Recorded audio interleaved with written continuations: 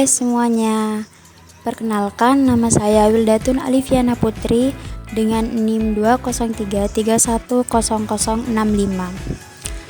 Jadi video ini saya buat untuk memenuhi tugas mata kuliah teori pengambilan keputusan, di mana dalam tugas kali ini saya diminta untuk memilih salah satu dari beberapa materi yang sudah dipelajari.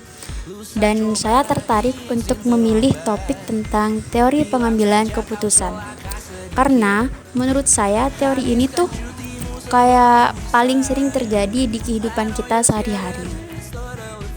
Jadi mari langsung aja kita ke pembahasannya. Kalian pernah gak sih bingung mau milih sesuatu, kayak mau ngerjain tugas sekarang apa mau rebahan dulu nih? Nah, itu tuh kita lagi ngalamin yang namanya pengambilan keputusan.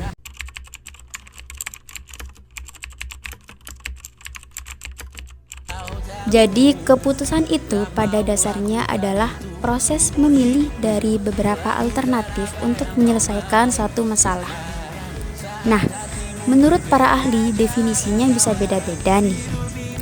Ralph C. Davis bilang keputusan itu adalah hasil pemecahan masalah yang dihadapi dengan tegas, yang artinya kita gak bisa ragu-ragu, harus yakin sama pilihan kita. Seperti itu. Selanjutnya, Mary Follett menyebut keputusan sebagai hukum situasi. Jadi, keputusan itu muncul dari pemahaman kita terhadap keadaan, bukan sekedar perintah. Selanjutnya, James A. F. Stoner punya pandangan unik nih.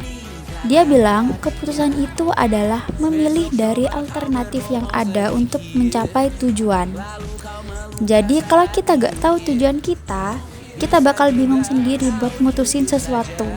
Dan menurut Profesor Dr. Prajodi Atmasudirjo mengatakan keputusan adalah hasil akhir dari proses berpikir terhadap suatu masalah, alias titik terakhir setelah kita mikir panjang lebar.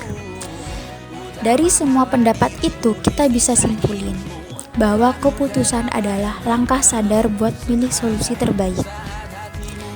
Selanjutnya kita masuk ke lingkup keputusan. Gimana sih cara orang biasanya ngambil keputusan? Jadi ada 3 cara utama nih. Yang pertama, intuisi. Ini keputusan yang datang dari bawah sadar atau perasaan. Biasanya cepat, spontan, dan cocok untuk keputusan yang gak terlalu berdampak besar. Tapi ya kadang feeling juga bisa salah. Selanjutnya, rasional. Kalau rasional ini pakai logika, data, dan objektivitas. Keputusan rasional ini cocok buat hal-hal yang penting yang perlu dipertimbangkan matang-matang. Selanjutnya, analisis. Kalau yang ini sistematis banget, dimulai dari rumusin masalah, tentuin kriteria, pilih alternatif, nilai satu-satu, baru deh ambil tindakan. Cocok buat keputusan besar kayak ngasih beasiswa atau nentuin siapa aja yang mau dipromosiin. Selanjutnya, biar kita gak salah ngambil keputusan, ada beberapa hal yang harus kita lakuin. Yang pertama, kita harus memahami dulu apa masalahnya. Yang kedua, nentuin tujuan.